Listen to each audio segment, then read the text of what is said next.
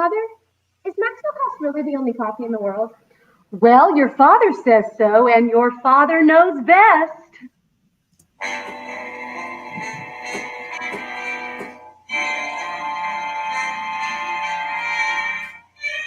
Yes, His Father Knows Best, presented by Theater Charlotte, starring Jeff Knight as Jim, Chase Law as Margaret, Carlin Head as Betty, Rixie Terry as Bud, Chloe Law as Kathy, and as Aunt Martha, Jill Blady. This half-hour visit with your neighbors, the Andersons, is brought to you by America's favorite coffee, Maxwell House, the coffee that's always good to the last drop.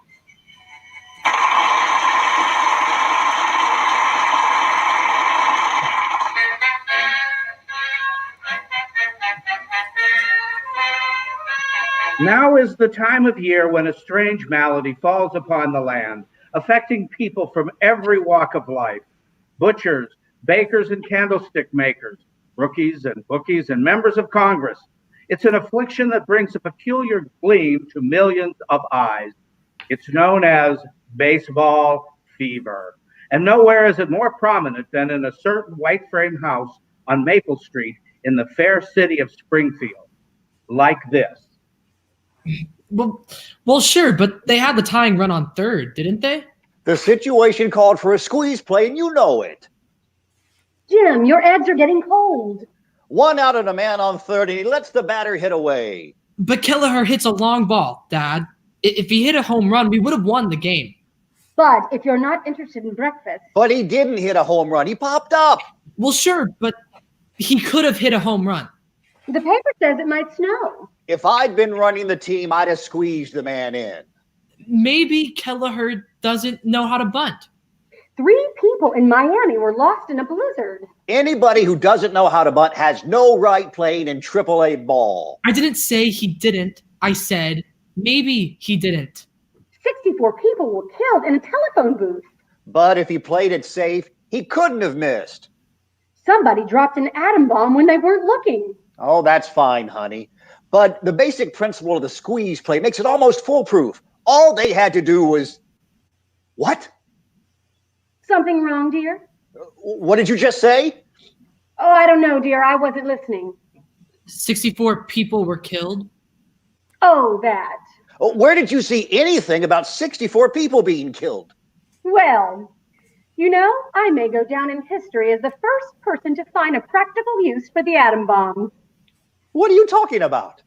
It's probably the only thing known to science that will stop a conversation about baseball. 64 people in a telephone booth? Well, they were good friends. Good morning, Betty. Hi. How's the baseball capital of the world? We have just relived last night's game between Springfield and Columbus. Margaret. Pitch for pitch. Holy cow, Mom, we were just talking. Baseball. I got all dressed up last night, and where did Roger take me? To the ball game. Hey, did you see the game last night? Well, I was there. Betty, in the 9th inning, when Sauer was on third... Jim, let's not go into that again, please. But, honey, if she was there... I don't even know where third is. Oh, fine. And furthermore, I don't care. Drink your orange juice, dear. Betty, how could anyone possibly be in this family as long as you have and know as little about baseball? It isn't easy, but I'll keep trying. Good morning, everybody. Morning. Kathy's only 9, and she knows more about baseball in 10 minutes than you do in a year. Well, hurrah for her. Bud, Joe Phillips was here last night. Just a second, kitten. Tell your sister where third base is. Third base? That's right. I didn't take it. Well, Kathy, when you play baseball, where is third base?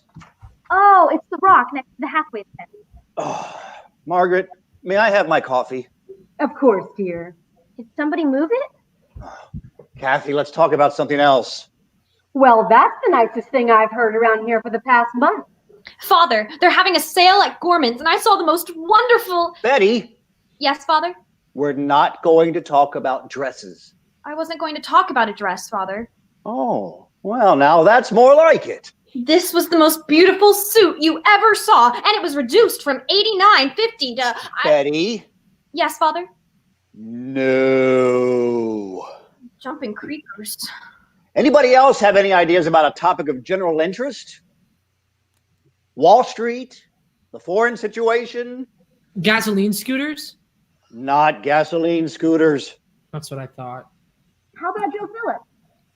Well, that's a nice, lively subject. What about him?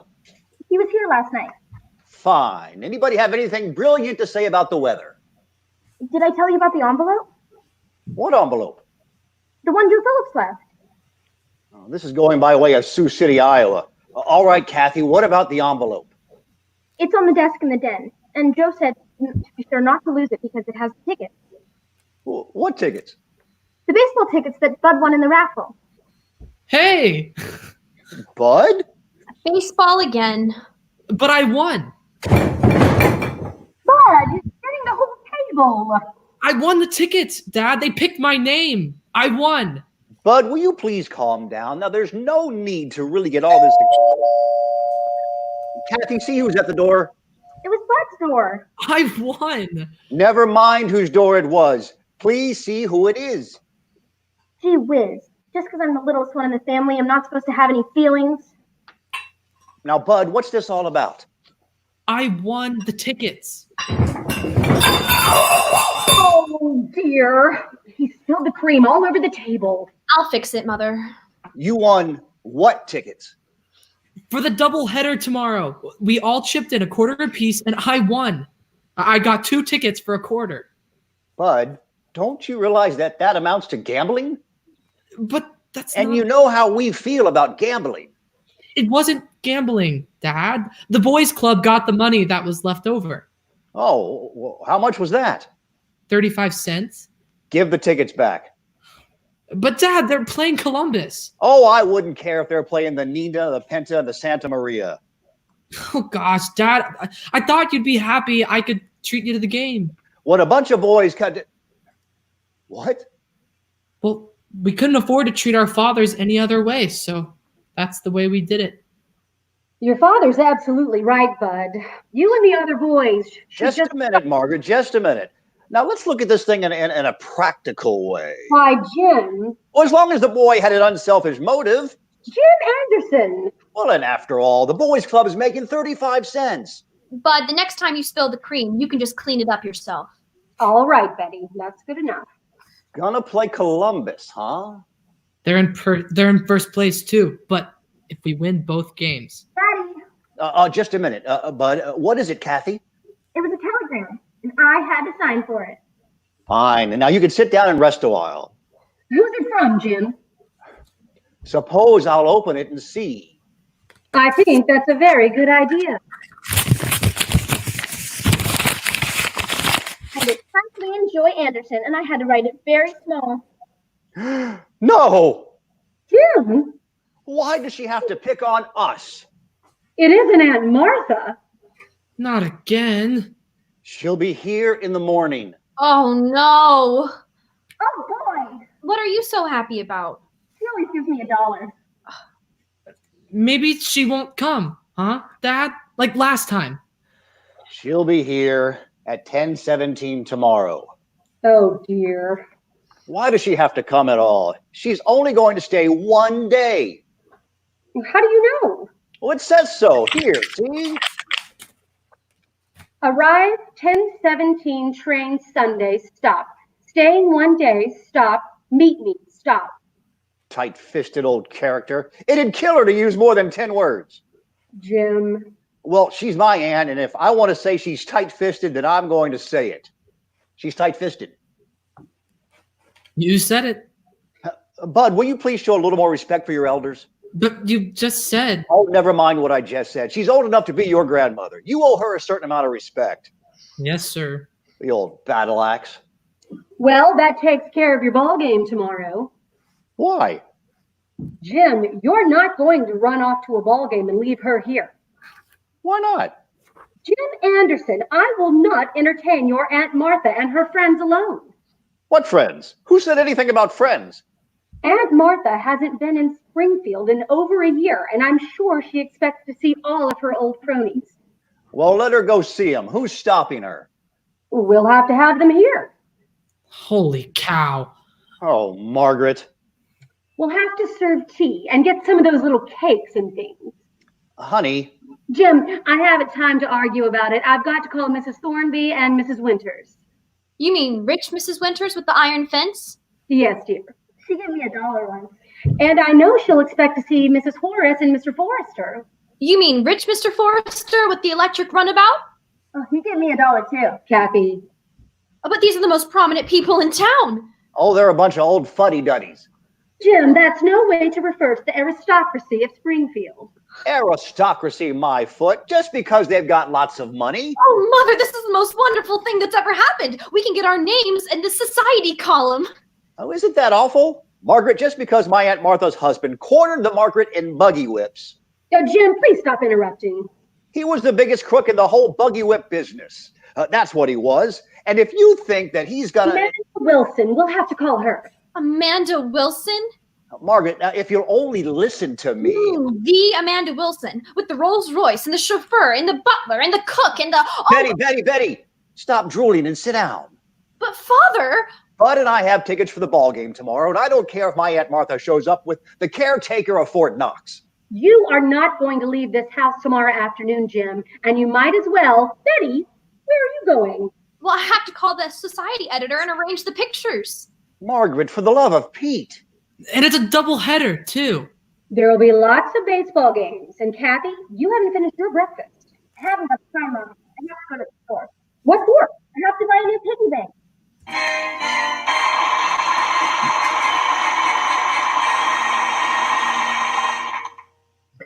Will Father go to the ball game with Bud or stay home and help entertain Aunt Martha? Right now, it looks like Mother will have the last word on that. But more often than not, ladies, you look to the man of the house for the final say-so. For example, the final judge of coffee at its best is your husband, for he's the world's greatest coffee expert. We're known as experts too because more families buy Maxwell House coffee than any other brand. But when your husband sits down to enjoy your brewed, why, he's the only expert you want to hear from. And tomorrow you've only got to pour him a tempting, delicious cup of Maxwell House to see him glow with pleasure and say, gee, that's good coffee. You bet he'll say that. Fact is, we'll return your money if he doesn't. You see, only Maxwell House has that grand, good to the last drop flavor, thanks to a recipe that belongs to Maxwell House alone. It's a recipe that demands choice, rich coffees, blended and roasted just so.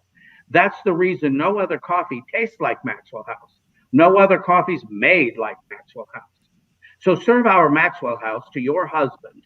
If he doesn't smile and say, best coffee ever, well, just send us the can and unused portion and we'll refund your purchase price. Our address is right on every familiar blue tin. Yes, tomorrow fill the cup of the world's greatest coffee expert, your husband, with the truly satisfying flavor of Maxwell House coffee. Always good to the last drop.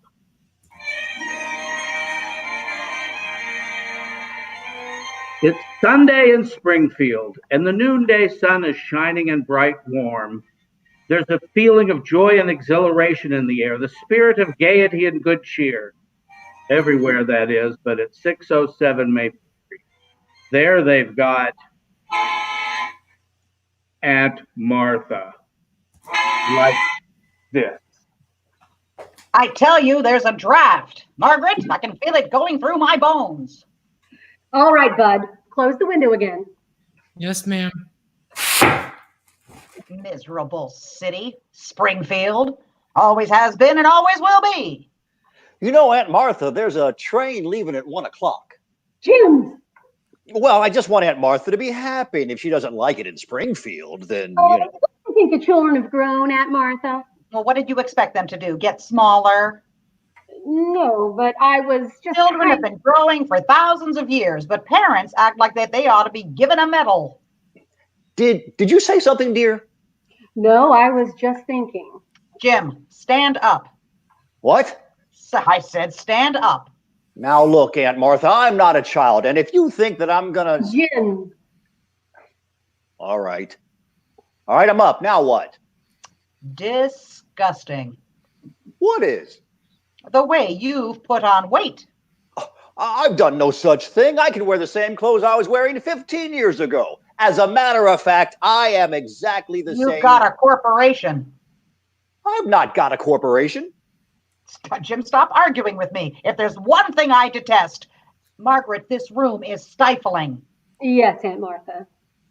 Stuffiest room I've ever been in my whole life. All right, Bud. Yes, ma'am. That's the trouble with modern houses. 1 minute they're cold, the next minute they're hotter than the hinges of well, little Kathleen. Is this the bag you wanted, Aunt Martha? Thank you, child. You're very sweet. You're welcome, Aunt Martha. Only one in the entire family with an ounce of brains. Can't for the life of me figure out. Bud. Yes, ma'am. Mother, I just talked to Miss Pritchard at the newspaper office, and it's all arranged. And that's fine, dear. She's going to send Mrs. Latham over as soon as she finds her. Isn't that marvelous? Betty, I wish you would stop bouncing. Yes, Aunt Martha. It's enough to make a person seasick. They might even take pictures. Would you like to hear my piece now, Aunt Martha? Not right now, Kathy. But Aunt Martha said she was going to give me $1 as soon as I... Your mother said not now, Kathy. Gee whiz. Bud? Yes, ma'am. What are you doing with that window? I thought somebody said Bud. Close that window and leave it alone. Yes, ma'am. Bud, may I speak to you in the den, please? Jim, you're not going to try anything. I would like to speak privately to my son about something I just happened to remember. Do you mind? No, but just be careful. Yes, Margaret. All right, Bud. Who's going to open and close the window? I'll take care of it. Okay. Come on, Bud. Yes, sir. Now would you like to hear my piece, Aunt Martha? Why don't you wait until a little later, Kathy? There'll be lots of time, Kathleen. Lots of time. Boy, am I getting a workout with that window. Now, Bud, when does the first game start? 1:30. All right, all right. Are we going to take this lying down or are we going to fight? I don't know. We're going to fight. We're going to show Aunt Martha that she can't push us around. Attaboy. And do you know how we're going to do it? How? I don't know. Why don't we just go to the ball game? Bud, listen, your mother and I have been happily married for 18 years, and if you don't mind, I'd like to keep it that way. Okay. It's going to take an emergency. What if there were an emergency? What kind of emergency? Oh, the worst kind. Hector Smith is in trouble, and we've got to help him. How do you know? He's going to call. He is? Well, I mean, he won't really call, but I don't want you to get the idea that this is the usual type of thing with me. Oh, I don't, Dad. Oh, no, this is an extreme sort of emergency. I know. I mean, ours is. It sure is. And it requires extreme measures to counteract it. You bet. Do you understand what I've just said? Sure. We're going to pull a fast one on Mom. Ooh, well, I suppose you could put it that way. What are we going to do? Well, that's a very good question. Now, all we need is a very good answer. Let's see. Now, if you were to go next door and use the Davis's telephone. That's a good idea. Oh, no. If you weren't around, your mother would get suspicious. What's the difference? She's suspicious now. True, but in planning a campaign of so delicate a nature. Buddy. Kathy, that's the answer. Good old Kathy. It is? I mean, she is? Oh, she certainly is. Daddy, Mommy says... Just a second, kitten. Just a second. Come on in. Bud and I want to speak to you. Don't we, Bud? Oh, sure. What did I do now? Oh, not a thing, baby. Not a single blessed thing. Mommy says, are you going to stay in here all day? Now, Kathy, how would you like to do a big favor for Daddy? What kind of favor? Oh, very simple one. Call me up on the telephone. Where are you going? Oh, I'm not going anywhere. Then how can I call you up? Because you're going somewhere. I can't. I have to recite my piece. Just next door, Kathy, to the Davises. Next door? To the Davises. And you want me to call you on the phone? That's right. What for? Kathy, We want to see if the bell rings. What bell? The telephone bell. Oh, well, sure. Why didn't you say so? I just did. and Kathy, we don't want Mommy to worry about the telephone, so we'll keep this a secret, won't we? Oh, sure. Go out the back way. It's quicker. Okay. Say, how will I know if the bell doesn't ring? We'll tell you when we answer it. Oh, that's right. I'll be as fast as I can, Daddy. That's a good girl.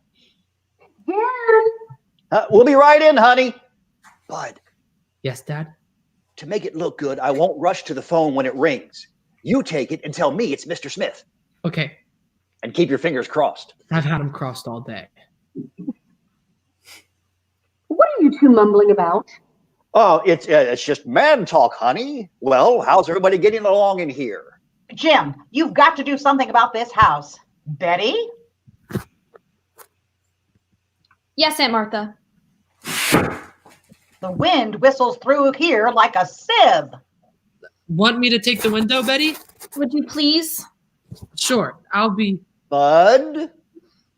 Oh, I forgot. I'm sorry, Betty. I have to answer the telephone. What? He means if it rings, he has to answer it. Don't you, Bud? Oh, yeah.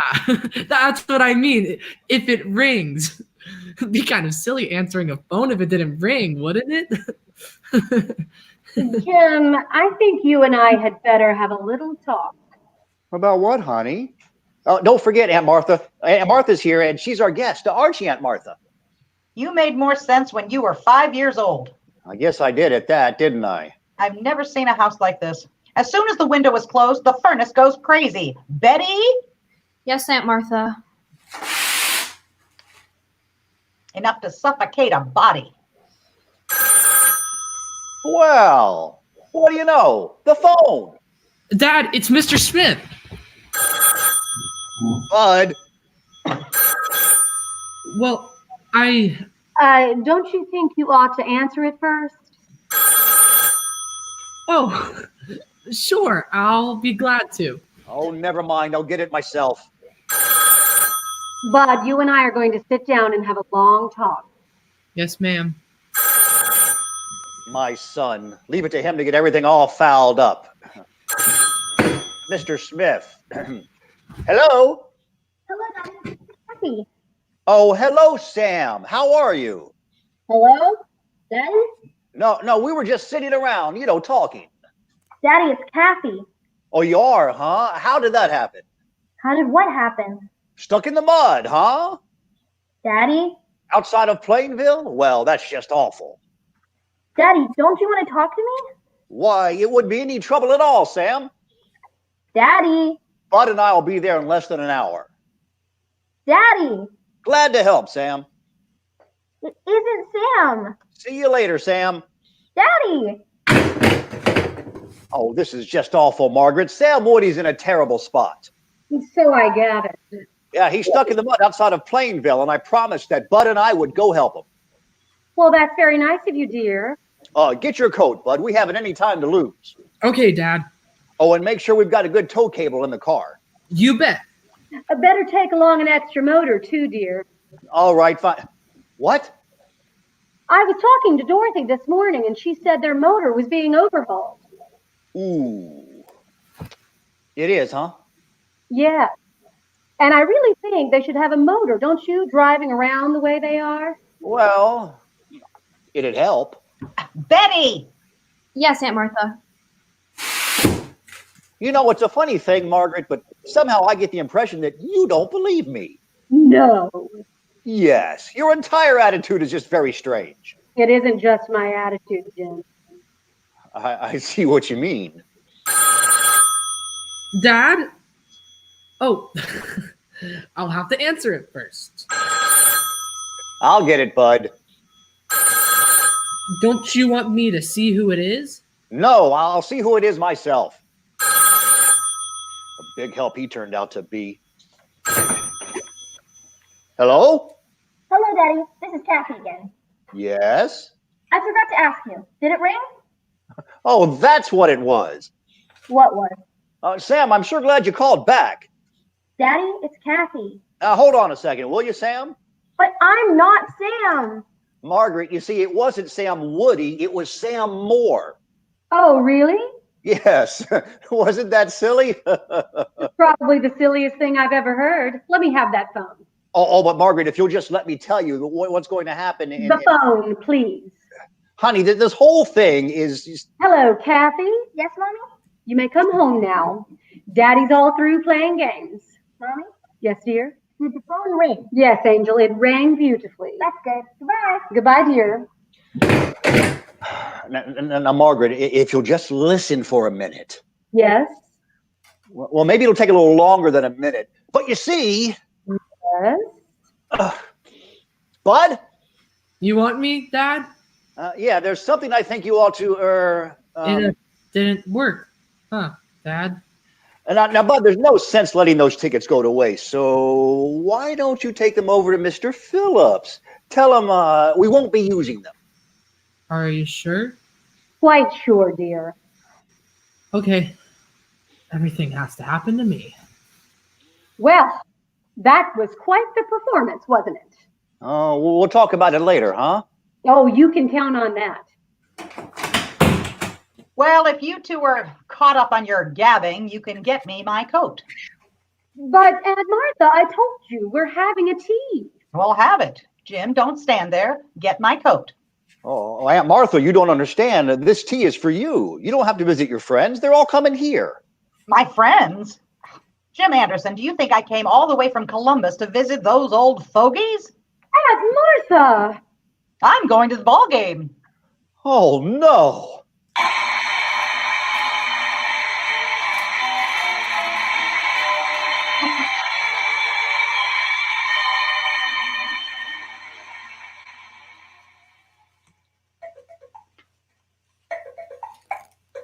Before you decide on the coffee you'll buy this weekend, ask yourself this question. Which coffee will give me the best value, the most for my money in genuinely good flavor? Put it that way, and you'll choose the one coffee famous above all others for flavor, our Maxwell House coffee. Then, serving a heartwarming, fragrant cup of Maxwell House to the world's greatest coffee expert, your husband, when he beams and says, best coffee ever, you'll know it's Maxwell House with flavor. And during the week, just count the many cups of superb coffee you get from that familiar blue Maxwell House tin with the big white cup and draw.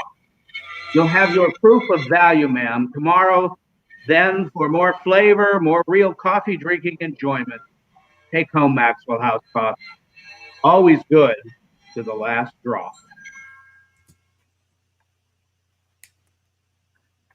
Now it's Monday. Gloomy, gloomy Monday. And nowhere is it more so than in the Andersons' breakfast nook. Like this. A fine Sunday that turned out to be. Methuselah and his girlfriend. Bud, how many times have I told you not to read the newspaper at the table? Oh, I just want to see the ball scores, Mom. Can't I please? Holy cow. What's the matter, Bud? Dad, look at this. I want to see too. The irate spectator. Oh, no. Jim, what is it?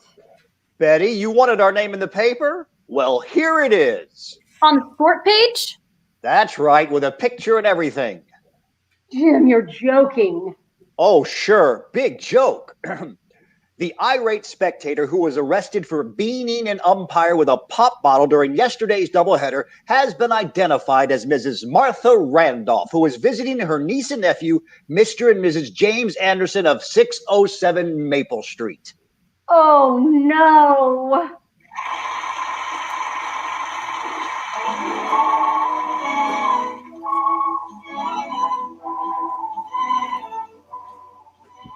Hurry, hurry, hurry. steps right up today for Theater Charlotte's 2020-2021 season. The season begins in September with The Sound of Music, followed in October with 12 Angry Men, and in December, the 14th annual production of A Christmas Carol. The season continues in January with Neil Simon's Sunshine Boys, in March with Noises Off, and concludes in May with Pippin. Season tickets are available by going to the Theater Charlotte website, www.theatercharlotte.org. Hurry, hurry, hurry, get your season tickets today.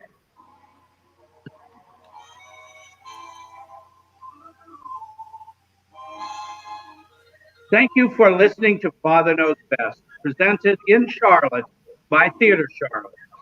Now stay tuned for an episode of Escape, featuring Jeff Knight as Nat, Chase Law as Deborah, Chloe Law as Jill Blady as Mrs. Trigg, and Stuart Spencer as your host and Mr. Trigg.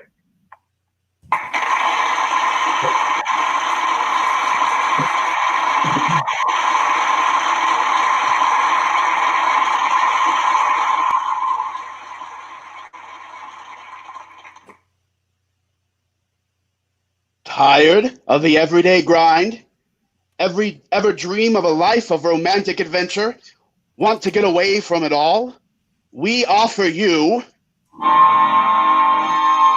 Escape. Escape, designed to free you from the four walls of today for a half hour of high adventure. You are in a farmhouse on the southern coast of England. The autumn countryside surrounds you, desolate and bleak, and you know that in the dusk outside, waiting patiently for you, silently watching for you, is an enemy from whom there may be no escape. Now, listen as Escape brings you Daphne du Maurier's story, The Birds.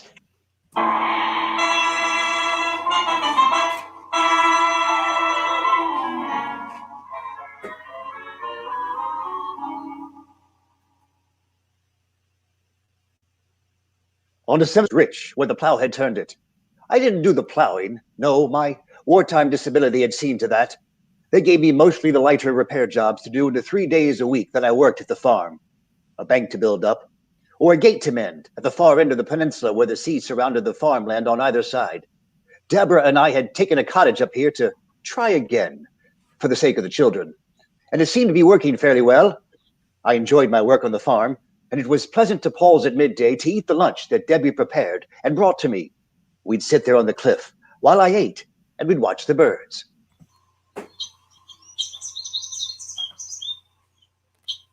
Very many of them, Nat. Yes, well, the autumn's better than spring for watching them. Oh, why? Oh, well, in the spring, they're content. They're full of purpose. They know where they're going. There's no delay. But then in autumn, it's different. The birds that don't migrate seem to follow a pattern of their own. Pattern? Mm-hmm. Great flocks of them here on the peninsula. Restless, uneasy, wheeling, circling, coming to rest and then flying again. The land birds and the gulls down there in the bay, same sort of rhythm in their movements. They don't really go anywhere.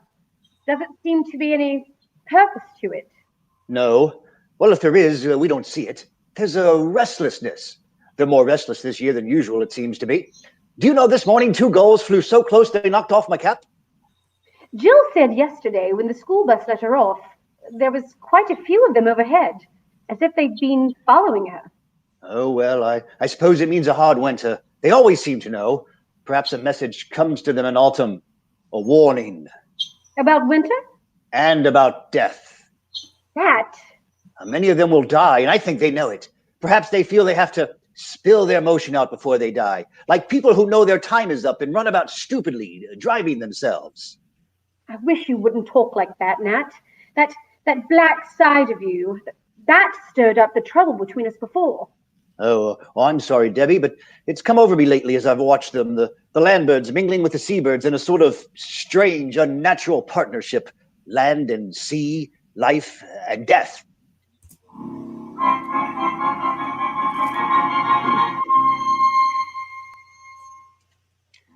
At night, it turned colder, and the wind strengthened. Around 2 in the morning, the sound of it beating against the house woke me up. I lay there with the slow, even breathing of Debbie beside me, and I thought of Jill and Johnny in the room across the hall. We seemed safe, secure. And then I heard it, a tapping on the window. At first I thought it was a loose shutter, and then I realized it wasn't. I got out of bed, went to the window, and opened it. Suddenly, something brushed against my hand. Oh, jabbed at my knuckles, and then was gone over the roof and behind the cottage.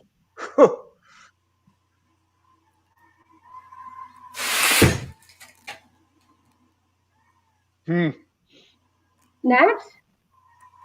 What? Oh, it's all right, Debbie. It was a bird. I don't know what kind. Bird? The wind must have driven it against the windowsill. Oh, my hand's wet with. Oh, it's blood. The little beggar drew blood. Go to sleep, Nat. Must have been frightened and stabbed at me in the dark. Oh, for the. Nat, the window. See to it. It's rattling. Well, I've already seen to it. It's some birds trying to get in. Send them away. I can't sleep with that noise. All right. All right. Go on. Off with you. Why, you little.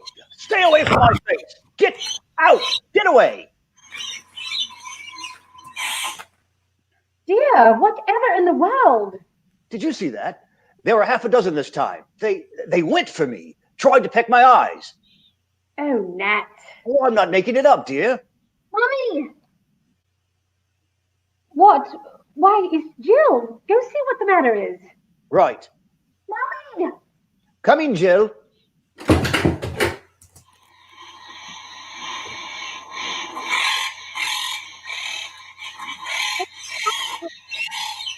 Where's Johnny? What is it? What's the matter? Quick, get the children out of here. Birds! Yes. The room is full of birds in my face! Get the children out of here and shut the door. Quick.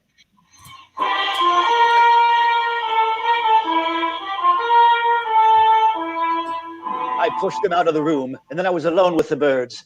I seized a blanket and used it as a weapon, sweeping it right and left. And I could hear the thud of bodies, but they kept coming at me, jabbing at my hands and my head, trying for my eyes with beaks as sharp as pointed forks. I wrapped the blanket around my head, beat about with my bare hands, blindingly.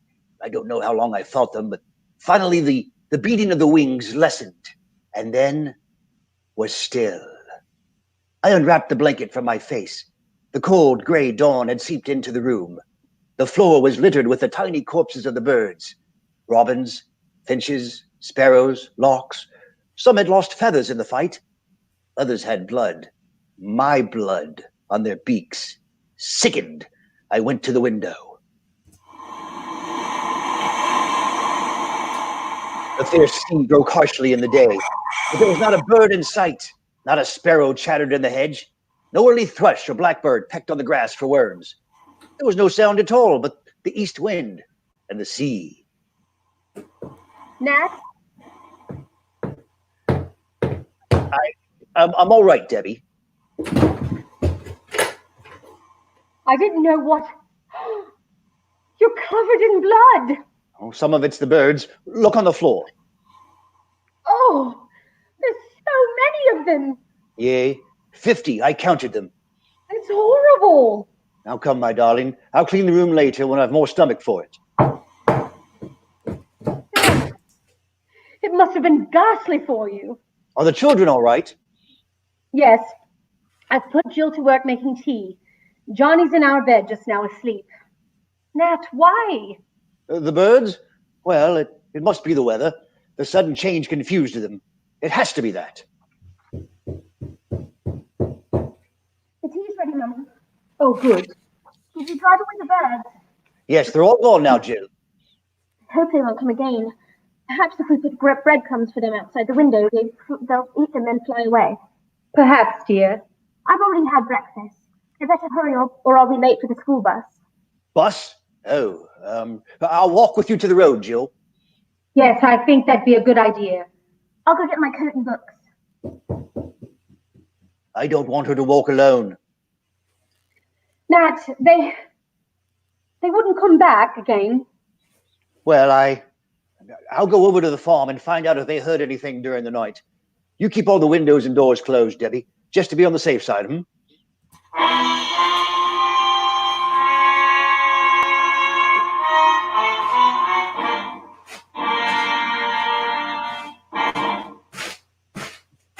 Hello? Anyone about? Hello, Mr. Hawkins. Oh, is the mister around, Mrs. Trigg? Somewhere's about. But can you tell me where this cold is coming from? Russia? I've never seen such a change, and it's going on, the wireless says. Something to do with the Arctic Circle. We didn't turn on the wireless this morning. Fact is, we had trouble in the night. Oh, Kitty's poorly. Oh, no, not exactly, no. We had some trouble with birds. Why, it sounds absurd, but they flew into the window and attacked us. Attacked you. Now, Mr. Hawkins. No, I'm not making it up, Mrs. Trigg. There are 50 dead birds on the floor of the children's bedroom. Foreign birds? No, the kind you see about here every day. Oh, really? Well, you ought to write up and ask the Manchester Guardian. They never thought about it. Hey, morning, Hawkins. Hello, Mr. Trigg. Mr. Hawkins been telling about some birds last night. Oh? Oh, he says they attacked him. Attacked? Mm. Are you sure? Quite. Oh, I never heard of a thing like that before. Hungry, maybe. Looking for food. Mm. You put out some crumbs. Yes, of course. I'll be up tomorrow as usual. Good morning.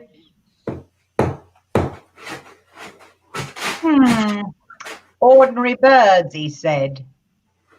Attacked him? Now, what does he take us for, coming round here with a story like that? A strange one he is, with all those superior airs. Did you see the look he gave us when we didn't swallow his story? Attacked him. I think he reads too many of those books.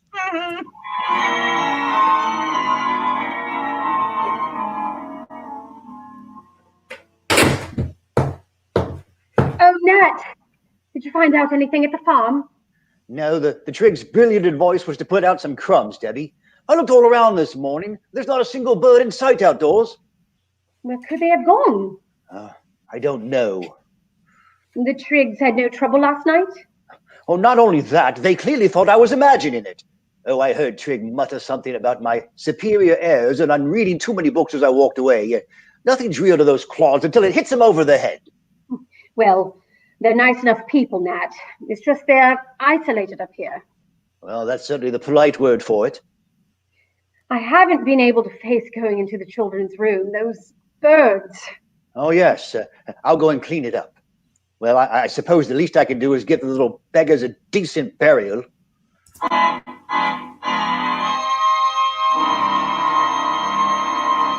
I dropped the dead birds into a sack, went down to the beach to bury them. The wind was bitter cold. I dug a pit in the sand with my heel and started to empty the sack into it. But the wind caught the birds and whirled them along the shore. There was something ugly in the sight, but the tide would take them when it turned. I looked out at the crested breakers, and then I saw them. The gulls. Out there riding the seas. Thousands, tens of thousands. They rose and fell in the trough of the sea like a mighty fleet at anchor, waiting for the turn of the tide. Waiting. They stretched as far as my eye could reach. They covered the sea. I started up the steep path home, almost running. Someone should know of this. Someone should be told. But who? And then, as I opened the front door, I saw Debbie beside the wireless, listening. Destruction, damage, and even attacking individuals. It is thought that the Arctic airstream is causing the birds to migrate south in immense numbers, and that intense hunger may drive them to attack human beings. Householders are warned to see to their windows, doors, and chimneys, and to take all precautions for the safety of their children. Further bulletins will be issued later. They've been repeating it every few minutes since you've left. Well, perhaps now those empty-headed idiots at the farm will know that I was seriously attacked. Dad, I'm almost glad. Oh, don't talk rot, Debbie. It's just that when people with half a brain try to tell me that, I just... Can't you forget your superior attitude for yours even now? Don't use that word superior with me. I'm sick of it. So am I, Nat. So am I. I'm sorry, dear. This thing has made me a little nervy, I guess. Yes, I'm sorry too, my dear. Nat, one of the bulletins said the birds seem to be waiting. For what? I don't know. They said the birds were hungry.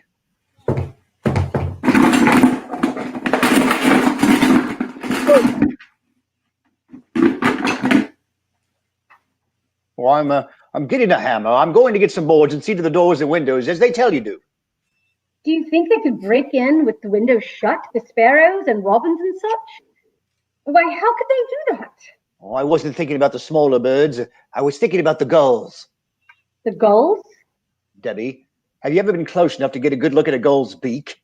There must be 100,000 of them out there, riding the sea, waiting.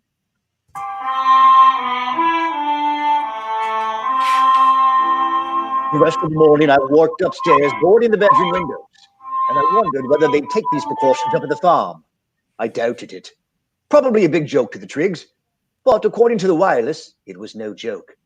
At first, some of the bulletins had been light in tone, but as the morning wore on, the concern in the announcer's voice became more and more apparent. Well, after I'd finished upstairs, I took the rest of the lumber down, boarded up the lower floor windows. What they ought to do is call the army out and shoot the birds. That would soon scare them off. Debbie, how are you off for food? Now, Nat, whatever next? Well, never mind. What have you got in the larder? Shopping is tomorrow, you know that. I don't keep uncooked food hanging about. It goes off. But I can put some things in tomorrow. Tomorrow. It's only 3 in the afternoon and it's almost dark. Why, yes, the sky. It looks so heavy. Nat, what's the matter? You've gone quite white. Look, the tide's turned. The gulls. They've risen. Circling over the sea. Not a sound from them. Nat. I'm going for Jill. I'll wait for her at the bus stop. You keep Johnny inside and keep the door shut.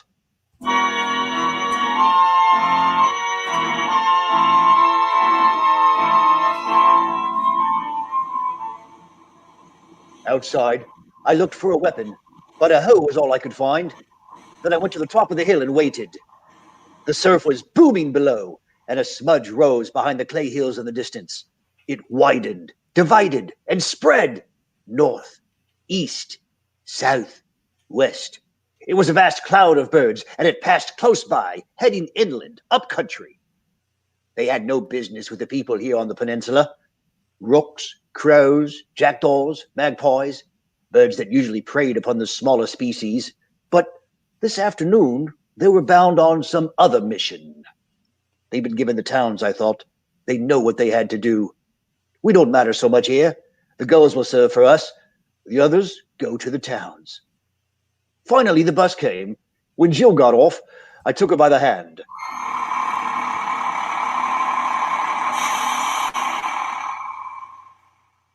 What's the hoe for, Daddy? Oh, I just brought it along. Come along now, darling. Let's go home. It's cold. No hanging about, I would save it in the lane. Oh, not tonight. Now, come on, darling. No dawdling. Look, Daddy. Look over there. Look, gulls. Flying in from the sea. They're so quiet. Yes. Do hurry, darling. Where are they flying to? Oh, Up country, I dare say, where it's warmer. Don't go so fast, I can't keep up. Hurry. The guards, they're circling. Look, they're waiting for something. For a signal. An order. What? Oh, nothing. Oh, come on, dear, faster. Faster. Wait. There's Trig in his two-seater.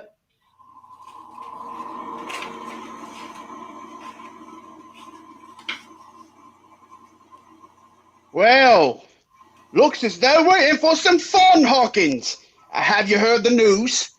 Everyone's gone bird crazy, talking of nothing else. I'm going to take a crack at them with my gun.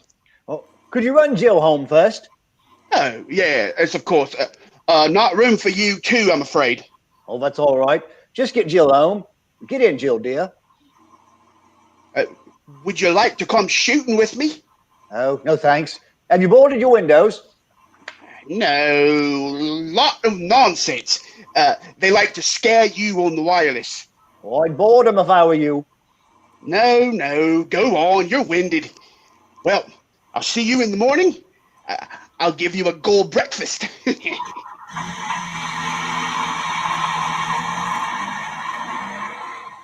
I watched Trig drive Jill toward the cottage, and then I followed on foot. The sound made me look up. The gulls were approaching. The order had been given, and the farm was their target. The black-backed gulls were leading, and there were even bigger birds, gannets, terns, and suddenly one of them dove at me. Missed. Rose to dive again. And then came the others, 6, 7, a dozen. I dropped the arrow, covered my head with my arms, and ran toward the cottage. They kept coming at me from the air with beating wings. Each stab of a swooping beak tore at my flesh. I had to keep them from my eyes. And with each dive, they became cold and broken. And they had no thought for themselves. When they missed, they crashed, bruised and broken on the ground. And as I ran, I stumbled, kicking their spent bodies in front of me. And now their aim got better, closer to my eyes, closer. And then I reached the door of the cottage. Let me in! Let me in! It's Nat! Let me in! And then above me, I saw the gannet, poised against the sky for a dive. The gulls drew back. Only the huge gannet. The wings folded suddenly to his body, and it dropped like a stone at me. The door opened up. I flung myself in. Good Lord, what was that? A gannet! He'd have split my skull.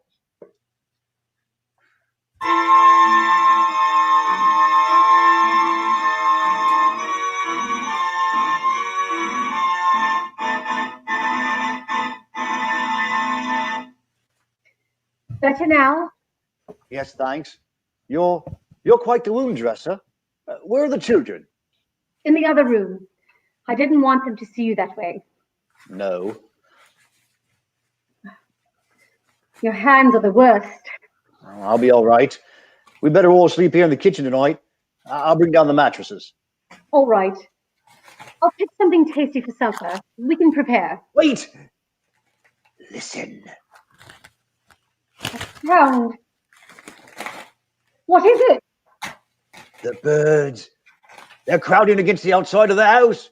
They're trying to find a way in. Nat! No, Deb. They can't get in. I tell you, they cannot get in. The boards will hold. For how long? How long? Stop it. Here, I'll turn on the wireless. That'll drown them out. Ah, there. There, now that's better. Yes. Anything. So I can't hear that horrible racket. It's only the food that worries me, Debbie. No, I've noticed that the birds come in with the tide, but the tide will go out about 9 tonight, and we should have a lull of about 6 hours. I could slip out during that time and go to the farm, see if they can give us something. This is London. A national emergency has been proclaimed at 4 o'clock this afternoon. Nat! Shh. Measures are being taken to safeguard the lives and property of the population, but it must be understood that these are not easy to effect immediately, due to the unforeseen and unparalleled nature of the present crisis. It is absolutely imperative that everyone remain indoors until further notice. The birds, in vast numbers, are attacking everything in sight. The population is asked to remain calm and not to panic. There will be no further transmission from any broadcasting station until 7 a.m. tomorrow. Like this all over then? All over? Debbie, about supper, let's forget it. Let's all just try to get some sleep, hmm?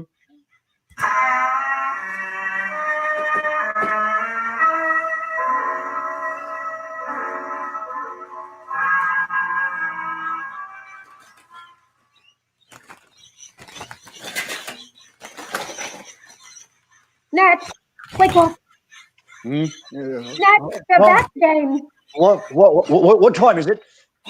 A little after 3. Oh, the tide's coming again.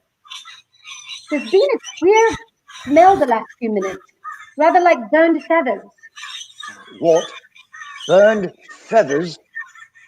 The chimney! I forgot to keep the fire up. They're coming down the chimney. Oh! Where's the oil? On the shelf. Oh, there they are, squeezing through the chimney. Stand back. Let me throw the oil on the coal.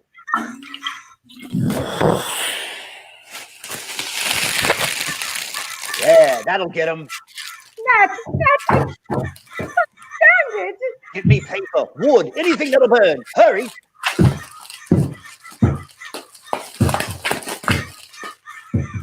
Their torn bodies kept dropping down the chimney. I raked them to one side, but more came.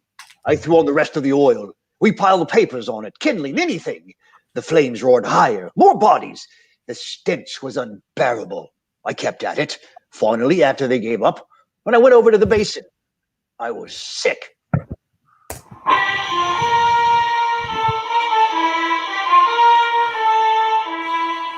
Around 9 in the morning, the rustling ceased. I opened the door a crack. Crushed birds were deep about the house, but there was not a living bird in sight. The tide had gone out. Now was my chance to get food and fuel. I ran all the way to the farm. There was no smoke from the chimney. I came round the corner of the house and stopped.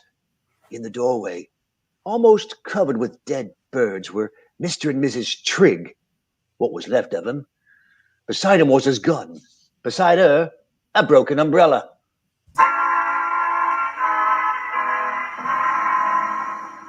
I loaded the two-seater with all the food I could find, enough for perhaps 3 days, and drove back to the cottage. I told Debbie the Triggs didn't leave their car for a while and had told me to take it. She said nothing. And towards nightfall, the birds came back again. We sat by the fire and listened to the rustle as they crowded against the house.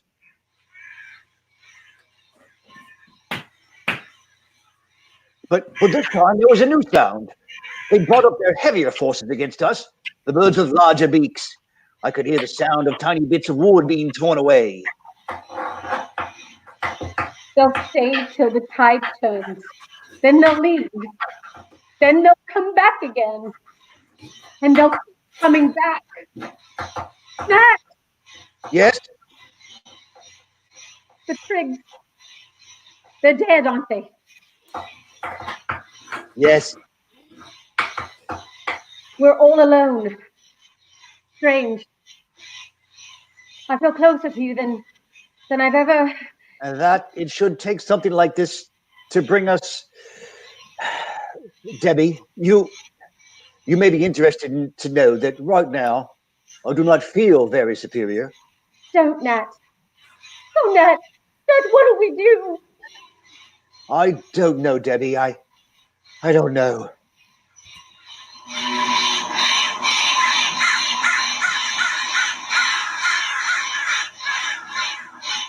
I listened to the sound of the splintering wood, and I wondered how many millions of years of memory was stored in those little brains, behind the stabbing beaks, the piercing eyes, now giving them this instinct to destroy mankind with all of the deft precision of machines. I switched on the wireless. It was dead. I reached for the cigarettes. There was only one left in the packet. I lit it. I threw the empty packet on the fire and watched it burn.